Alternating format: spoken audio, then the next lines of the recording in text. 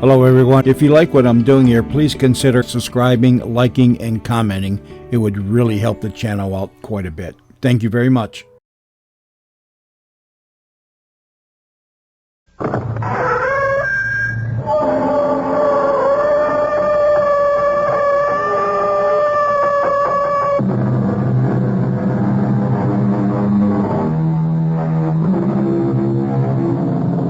Come in.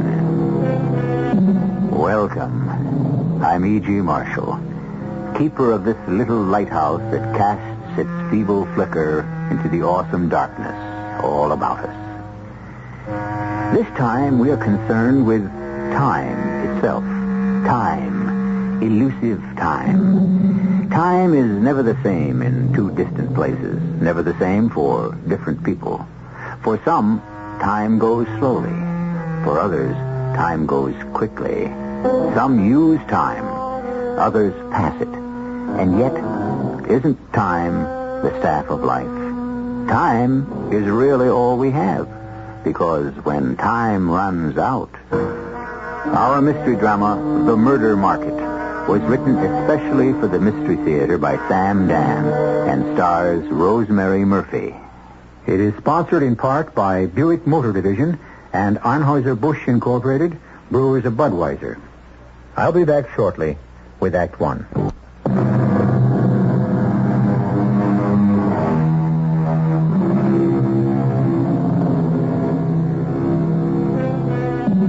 People have investments in stocks and in businesses and all sorts of enterprises.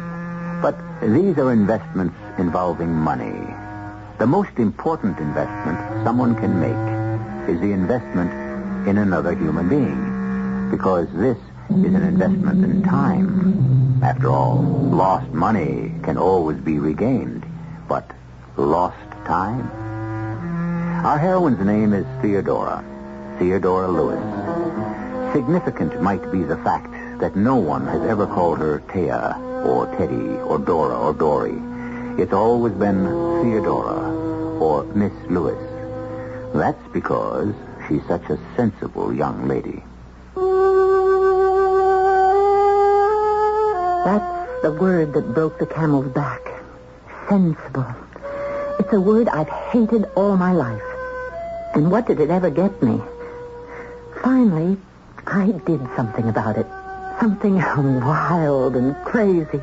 Yes, me, Theodora Lewis. I had no way of knowing it would be that kind of day. It started, prosaically enough, the way all my days did. Good morning, Mother. Morning, dear. Your breakfast is ready. I'm not hungry. Oh, be sensible, dear. A solid breakfast is the foundation for the entire day. Is Stanley coming to dinner tonight? No. He has to study. Oh, poor boy. He works so hard. But it'll be worth it, you'll see. Yes, Mother. In just a few years, he'll have his Ph.D. In another few years, I'll be 40. Darling, what the two of you are doing now is difficult. Don't worry, Mother. I'll wait for Stanley. I have to. There isn't anyone else around who wants me. Theodora, what a thing to say. You're in love with Stanley. Yes, Mother. I was only joking. Well, never do it again. Do what? Tell jokes. Why not? Men don't like it. All this women's lib to the contrary, notwithstanding. Now, Mother... Femininity is a fragile essence that a woman must carefully preserve. I understand. And I've preserved mine for 36 years. Stanley worked in a bank. I had a job in an insurance office nearby. At noon, we'd meet in the park for lunch. Each of us brought a sandwich from home. Well, it was sensible. Stanley estimated that between us, we saved over $20 a week that way. Our savings went into our joint bank account. We already had enough for the down payment on a house. Well, at this rate, by the end of the year, we'll have enough for the furniture. Stanley. Yes, Theodora? On our itemized list, I notice a down payment fund, a furniture fund, a contingency fund. We'll have to have one. Suppose one of us gets sick. Shouldn't we also have a separate fund for a honeymoon? A honeymoon? Well, shouldn't we go on a trip? Oh. Well, actually, if we did take some time off from our jobs, yes, we should put that time to very good use. How? Make the new house shipshape. We Well, I could do the painting, and you could do the planting, But and... aren't we entitled to a honeymoon, even a small one? Oh, yeah, right. After the ceremony, we should go to Atlantic City for a day or two, and then come back and get started on the house. Hey, it's 5 to 1. We'd better be going back to our jobs. See you tomorrow, darling. Call me tonight, Stanley. Listen, I just had this thought. It isn't as if we don't see each other every day, huh? And this late night call, well, it's 17 cents a night, and over the year, that adds up to... Oh, Stanley. Oh, forget it, darling. Sure. We are entitled to a few luxuries. We said goodbye to each other, and I started back toward my office. A little boy who was chasing a big yellow and red ball ran into me. He was about 4 years old, but very well-mannered. He apologized with a shy smile. He had the bluest eyes I ever saw. I looked at the sky and noticed a perfect match. And looking at the sky and the bright sun and the green grass, I said to myself, why do I have to rush back to that stuffy office? In 15 years, I've never been as much as 15 minutes late. I would just enjoy this day for a little while. If they didn't like it, well, if they didn't like it... You do talk to yourself a lot, girl. That's a fact. I beg your pardon. You want to be late to your office? Well, go right ahead and be late. Are you a mind reader?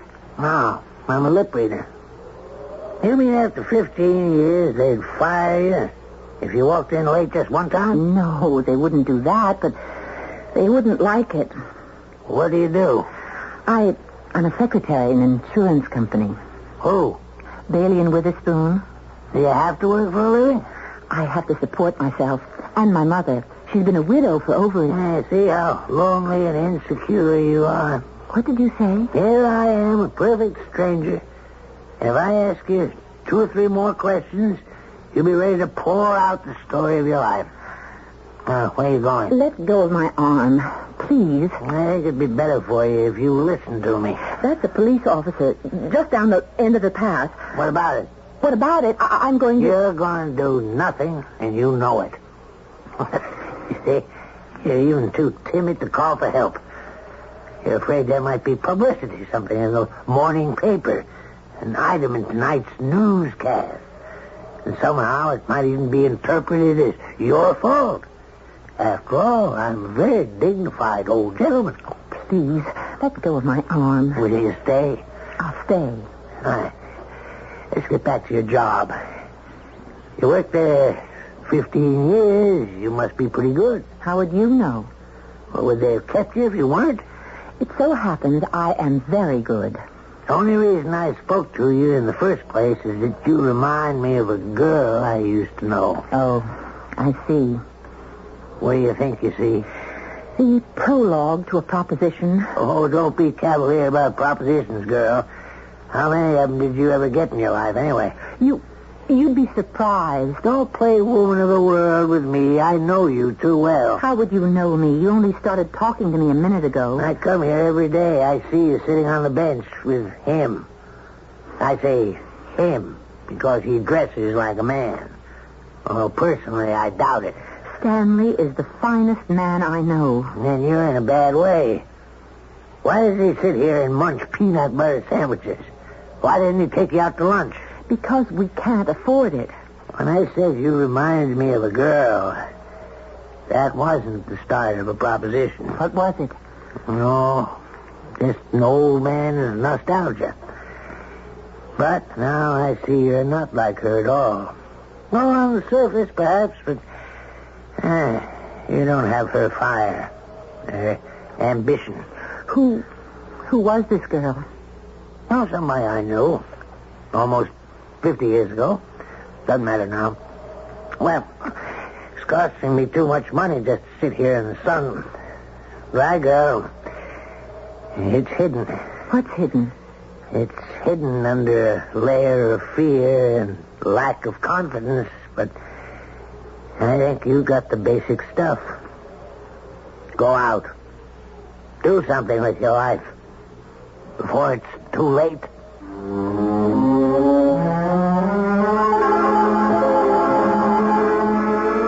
Darling, put the paper down. You'll be late to work. Theodora, I'm talking to you. Yes, yes, Mother. You know how annoyed they are at the office when you're not on time. Yes, Mother. What are you staring at? This picture. Look. Oh, that's J.P. Carson. I've heard of him. Everybody's heard of J.P. Carson. Got a finger in almost everything.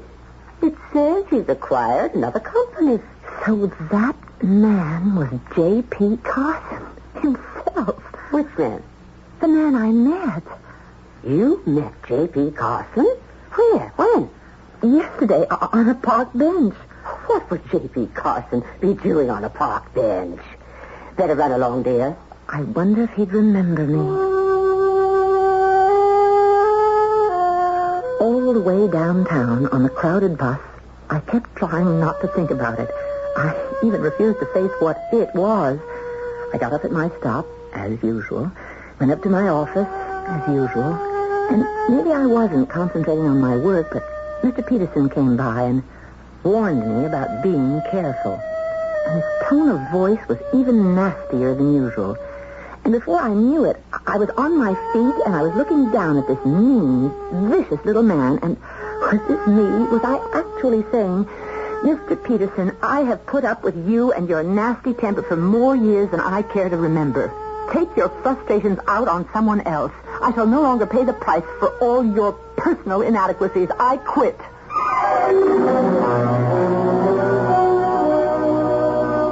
What? You'll be what?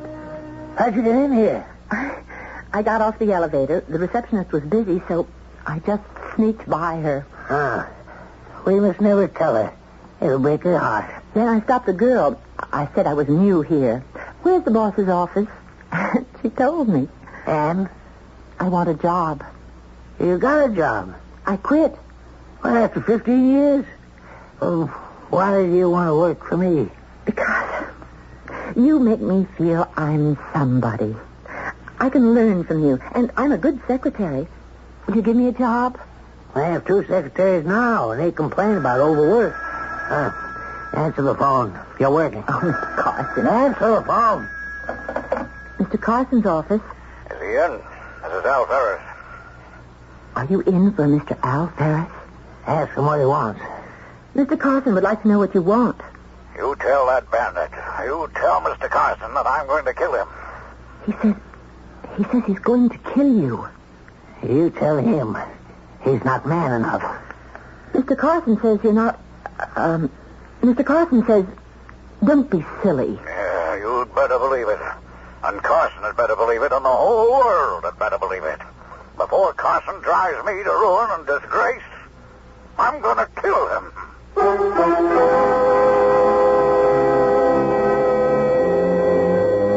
How's the new job? The first time she answers the phone, did you hear what happened? What kind of operator is this J.P. Carson anyhow? Maybe Theodora will hope she was back in the insurance office when I return to you with Act 2 in just a few moments.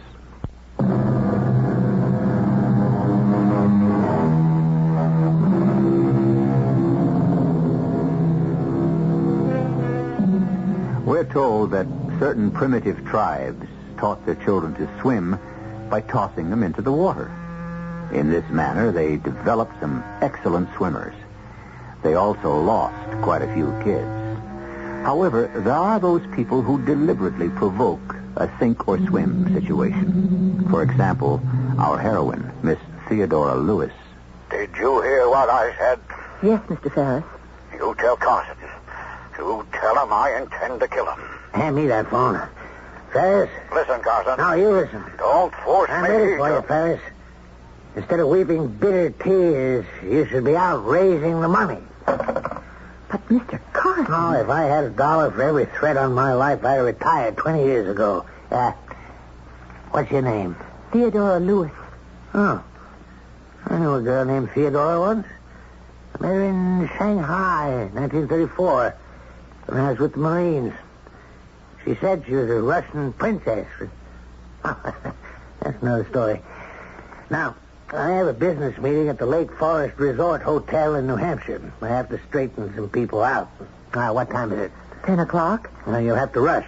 Take a cab home, pack enough things for 4 or 5 days, and be at the airport in time for a 12:30 takeoff. But, Mr. Carson... You'll see a sign that says private aviation. Ask for my plane. You mean you want me to go with you? Well, you're my secretary, aren't you? But it's such short notice. When you work for me, you're on the alert 24 hours a day. But I'll have to meet my fiancé at noon. What, in the park? For lunch? I'm going to break that up as the last thing I ever do. Take a tennis racket and some swimsuits, and a dinner is always formal. I can borrow a dress. No, you can't. You buy something up there and put it on your expense account. I can't afford to have a secretary with a hand-me-down look. Well, don't just stand there. We don't have all day.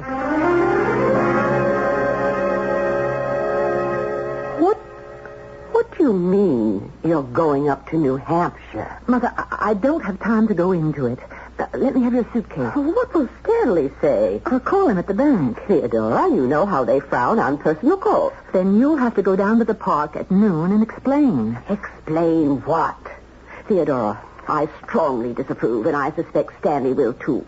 You had such a good, secure job. And this man, Carson, he's notorious. He's always involved in a lawsuit. Mother, I only have one life, and if I wait too long, I'll never get a chance to live it. Theodora, you used to be so sensible. What's gotten into you? I don't know, Mother, but it's wonderful. I thought it was a dream at first. Only yesterday, I had been bored with my life. And today, I had an exciting, thrilling new job. Suddenly, I was staying at the kind of luxurious resort I had only seen in the movies. In my briefcase, you'll find a folder marked United Merchandising. You got it? Yes. Type up copies of all papers in the folder. Do it in your room in the morning before breakfast, and then you can have the rest of the day off. I'll be in a meeting most of the time. Is there anything else? Well, that's enough for one day and one night. Oh, that's a pretty dress. You do have good taste. Pity Stanley can't appreciate it. Mr. Carson, I'll thank you not to discuss my personal affairs. I like that shade of red. Matches your hair. Now, there are some very interesting unattached men you can meet up here. Mr. Carson, I happen to be engaged. Yeah, I know. To, what's his name?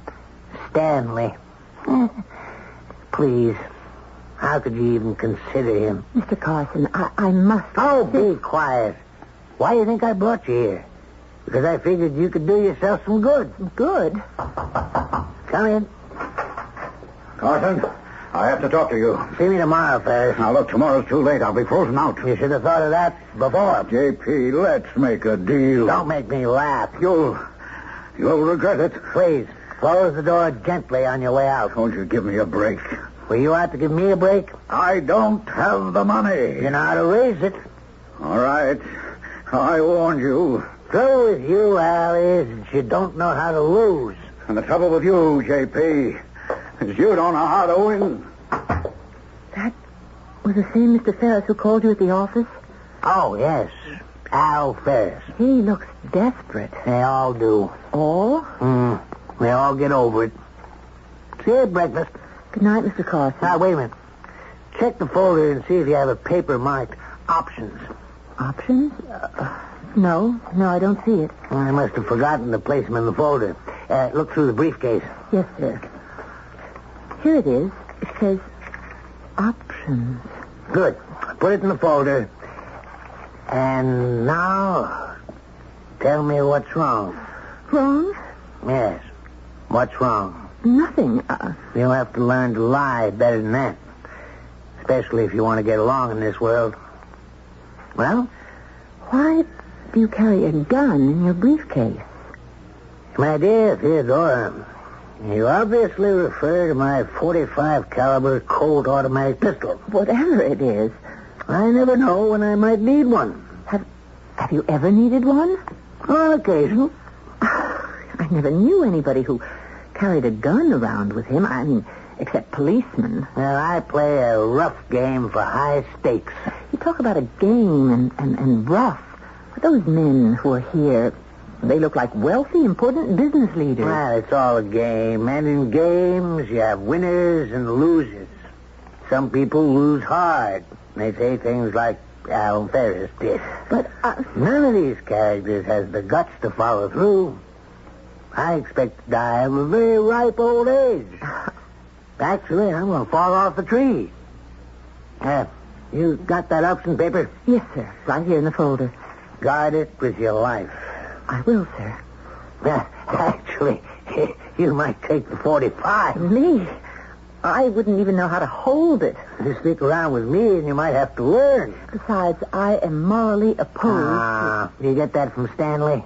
Mr. Carson, I want one thing understood. Yes? I love Stanley. I doubt it.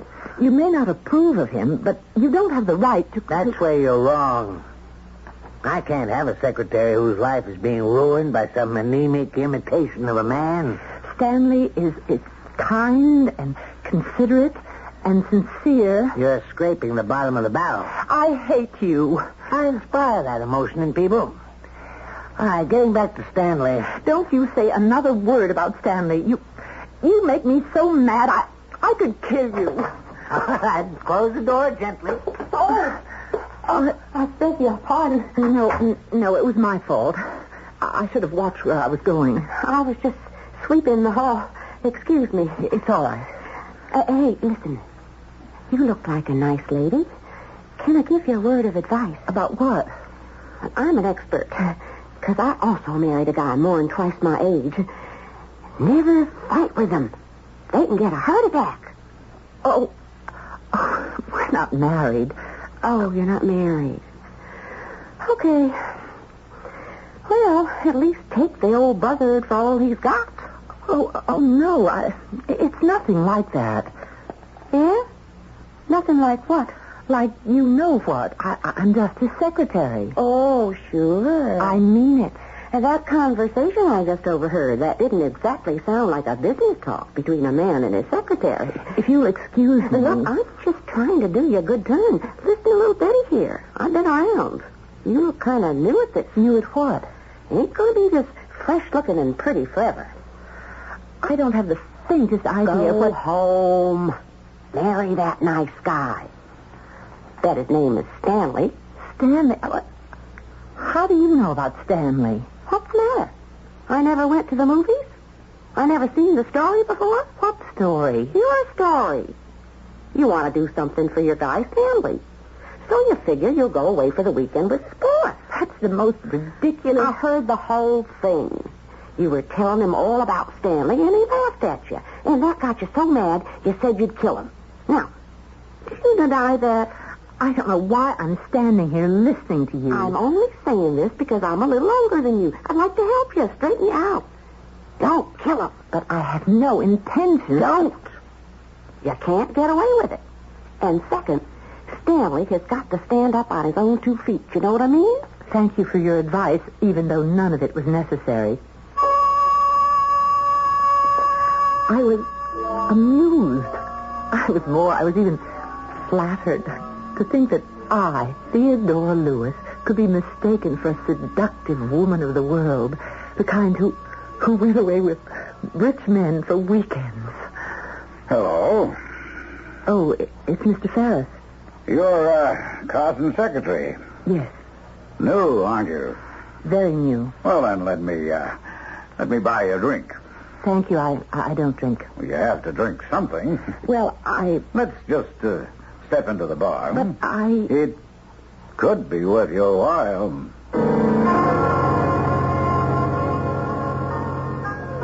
What did you wish to talk about, Mr. Ferris? You're his secretary. We've established that. Well, you know all the papers he has with him up here. Where is this leading us, Mr. Ferris? I'd like to have a certain paper that's in his possession right now. Why don't you ask him for it? Oh, I know what his answer would be. Then you know what my answer must be. I'll give you $5,000 for it. Good night, Mr. Ferris. Miss Lewis, don't force me to do something desperate. You ever, in your entire life, I, who had never experienced even the slightest semblance of intrigue, was now just about immersed in it. And don't think I wasn't enjoying every single second of it. Well, I finally fell asleep. I had a very strange dream, although none of it was as startling as reality or the reality of the past 12 hours. Seeming my dream was interrupted by a loud explosion, and did I wake up? I don't know. But I became conscious of a loud, insistent knocking. And now I was wide awake. It was still dark outside, but I thought perhaps, well, it was Mr. Carson. Some important emergency.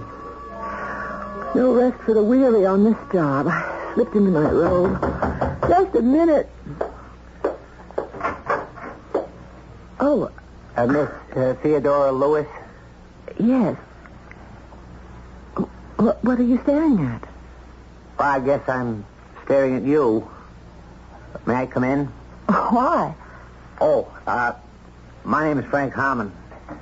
I'm the sheriff. The sheriff? Yes, the sheriff of this county. Well, come in, I suppose. Is something wrong? Oh, yes. There's been a murder. A murder? Who? Mr. Carson. Mr. Carson? No, it can't be true. He was found shot to death about an hour ago. Oh, that's terrible. Do you know who did it? Well, we have a prime suspect. Who? You.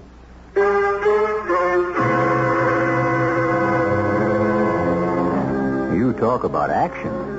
Here's what we gave you in rapid succession. She meets Mr. Carson on a park bench. She gets a job as his secretary. She is accused of being his mistress, and now of being his murderer. How much deeper can she fall? For that, you must wait for Act 3, which I shall bring you in just a few moments.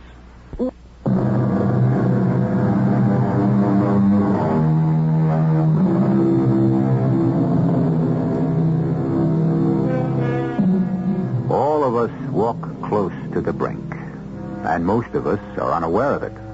For life is usually predictable, despite the poets and philosophers. We do know what tomorrow will bring. It will bring us whatever it brought us today and yesterday. For in the main, we cling to the security of the tried and the true. It's only when we attempt to break the mold. Well, look at what happened to Theodora Lewis. Are you accusing me of murder, Sheriff? Well, let's say you're a prime suspect. I would have no When was the reason. last time you saw Mr. Carson? Just after dinner. Where? In his suite. And you didn't shoot him? No, of course not. Why should I have killed Mr. Carson? Well, someone heard you threaten him. But I never... We have a witness. I heard you say, you get me so mad, I could kill you. Did you say that, Miss Lewis? Not in that context. But you did say, you get me so mad, I could kill you. I was standing there right outside the door. Why don't you tell him the truth? I am telling the truth. The truth being that you went away with him so you could help Stanley get a promotion. Stanley doesn't work for Mr. Carson. All right, thank you, Betty. We can talk to you again if we need you. You should have listened to me. Now get yourself a good lawyer. Miss Lewis, would you mind telling us why did you come up here with Mr. Carson? I came up here because he asked me to. Well, that doesn't really answer the question. Why did he ask you to? Because I was his secretary. Oh, That should answer the question. well, I'm afraid it doesn't. Why not? Because you were not his secretary. But he hired me. Well, I checked with the company, and there's no record of an employee named Theodora Lewis. He only hired me yesterday. Well, even so, you should have been on payroll. Well, no, because... Yes. You see, I know how this is going to sound.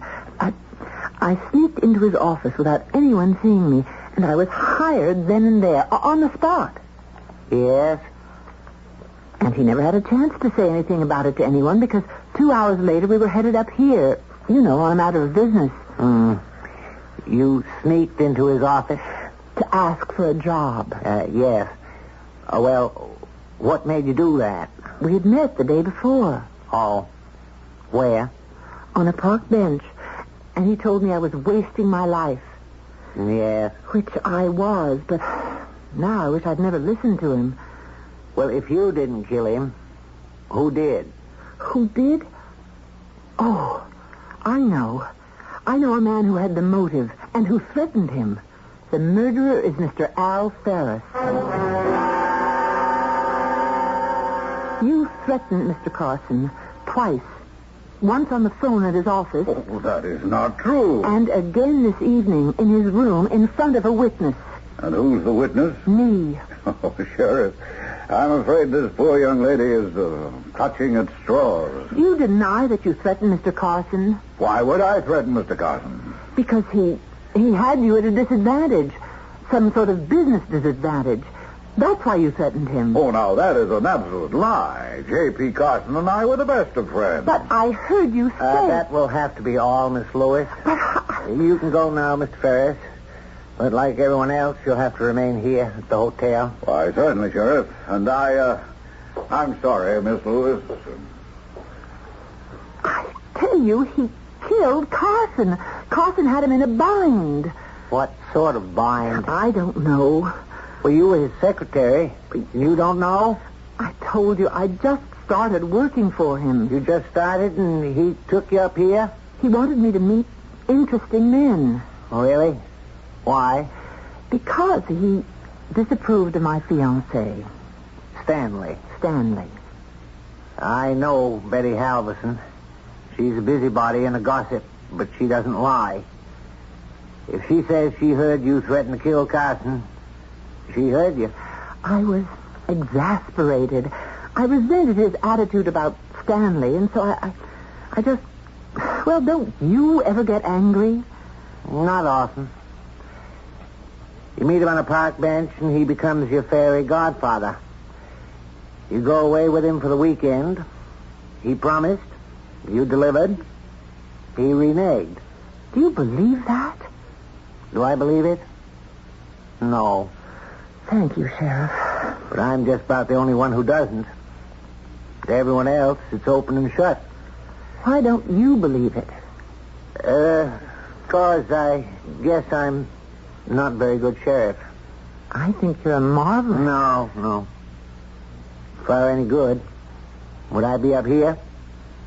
Besides, I don't want you to be guilty. Oh, why? What am I to you? I wish I could say I had a strong clue or line of investigation, but truth is, I find you attractive, and Sheriff, what are you saying? What am I saying? I'm repeating what my old man said to me. Son, one day when you least expect it, you're going to run into a woman, and it can be under the craziest circumstances, but you're going to know then and there, straight out, that this is the woman. Sheriff, is everybody crazy? Probably. Sheriff, I'm engaged. That doesn't alter the case. Sheriff, am I going to be accused of this murder? Yes. But if you think I'm innocent... Now, you listen to me. A lot of people had motives. Not me. If everybody thinks we've already got the killer, then the real murderer might relax. That doesn't sound like a foolproof plan to me. Well, that's the best one I can come up with. I got all these people confined to the hotel. I can only keep them a couple days where I can observe them, and once they scatter, I lose them forever. And you're going to announce that I'm the prime suspect? Let's have some lunch. I'm not hungry. Well, it's noontime. You got to be hungry. Please, I'm too upset. This is the sheriff. I'm Miss Lewis' room. What you got? Well, when in doubt, try 'em out and send up the steak and the lobster. Yeah, the two. With everything. I'm not used to big lunches. If you're going to live up here, you'll learn to appreciate them. Who says I'm going to... Now, listen, if I'm going to be considered the prime suspect, then It'll have to be in the papers, Yes, I guess so. and everybody will read it. Most likely. But Yes? maybe he won't read about it.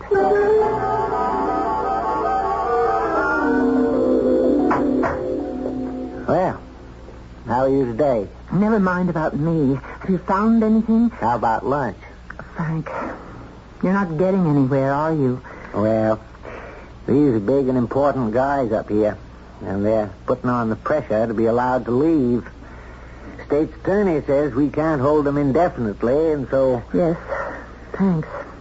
The evidence against you is strictly circumstantial. I mean... I understand. And even if they decide to go ahead, you have every chance of being acquitted. And for the rest of my life, people will suspect that I'm... Excuse me. Yes? Who? Hold it. Stanley Prentice wants to see you. Stanley, he read about it. You want to see him? What must he be thinking? Is he in love with you? Yes. Well, then tell him the truth. And he won't think anything. You don't know Stanley. You know something? I think you don't know Stanley. Oh, Theodora, the reports in the paper, are they true? No. But everyone says... I don't care what everyone says. I'm innocent. But the papers say the police have a strong case against you. I want you to know I'm innocent. Well, I had to run up here and see you. I told them at the bank that I was sick. That was foolish. Everyone at your office knows we're engaged. They'll figure you came up here to... Well, we have to be sensible, Theodora. I need the job for the time being. And so when Mr. Ditmars, the president, came over to my desk with the newspaper, he wanted to know if it was the same Theodora Lewis who was my fiancée. And What did you tell him? Well, he's so straight-laced and conservative and all. I had to say it was another person by that name. Stanley. Oh, Theodora, I believe you privately. I think you better go back to New York. Yes, I can't afford 2 days off in a row. But I came here to tell you I'm in back of you. I believe in you, dear. Thank you, Stanley. I believe in you, too. Goodbye, darling. I'll write to you every day. Please do, but don't use the bank stationery. Goodbye. I didn't mean to eavesdrop. It's all right. You feeling okay? He was right. Mr. Carson was right about Stanley. And that's why I was so furious with him.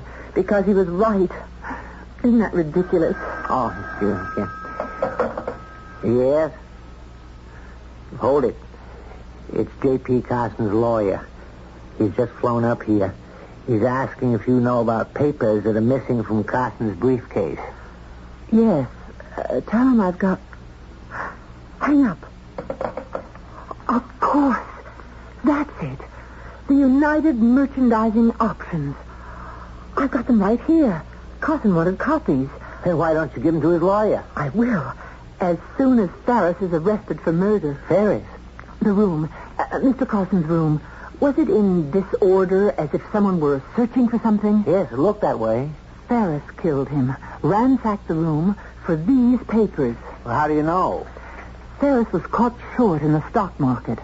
Here, his agreement entered into last year. He has to deliver 100,000 shares of United Merchandising to Carson at 25. That's because he thought the stock would go down. But today is delivery day, and the stock is selling for 60. Now you know why Ferris wanted to kill Carson. But these papers aren't enough to convict Ferris. Suppose we see how anxious he is to get them. I know why you killed Carson. I don't know what you're talking about. He had you in the ringer. You can't prove that. Why should I? If I turn the options over to his estate, you're still in trouble. If I gave them to you, you could burn them, couldn't you?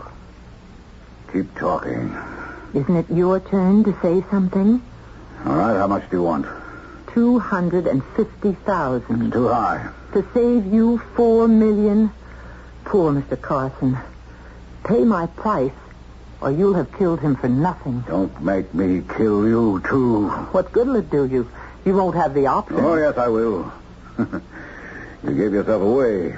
You've got them, which means they have to be in this room somewhere. Well, Mr. Ferris, how many people are you prepared to kill? You'll have to kill me and Deputy Adams here, Deputy Hollister. Oh, look, Sheriff, I was desperate. I had everything at stake. Well, what could I do? Well, right now, you'll have to go to jail. Jim, Ralph, will you escort this gentleman? If he'd given me the options and behaved like a gentleman, he'd be alive now. He would... Thank you, Frank. Thank you. Do you realize this is the first murder case I ever solved? Well, it's really the first murder case we ever had. And you solved it. Thanks for believing in me. You were the only one who believed I was innocent. Up here, we get mostly poachers, speeders.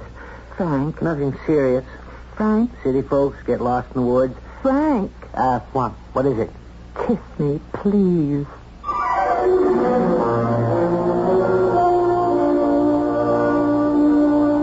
And there you have it. The transformation of Theodora Lewis, who is now Mrs. Frank Harmon and doing nicely up in the mountains of New Hampshire. And do you remember what J.P. Carson said about Theodora's engagement to Stanley? He said, "I'll break that up if it's the last thing I ever do." He had the gift of prophecy, that man. But like all prophets, he could see other people's futures, but not his own. I'll be back in a few moments.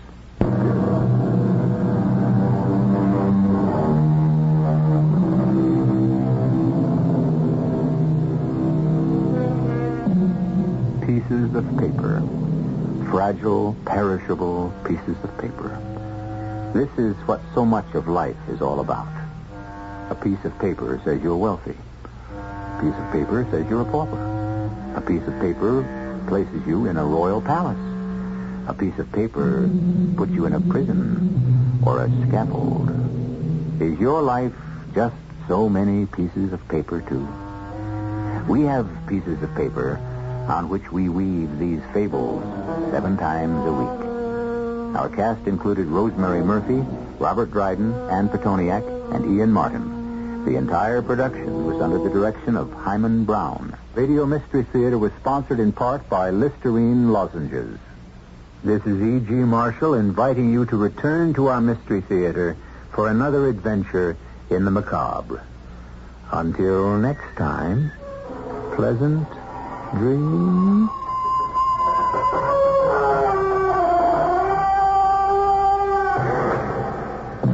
WOR Mystery Theater was also brought to you in part by ShopRite Supermarkets, where you get a lot more for a little less.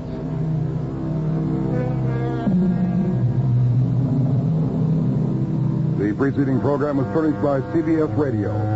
This is Barry Farber. Join us immediately following the 8 o'clock news.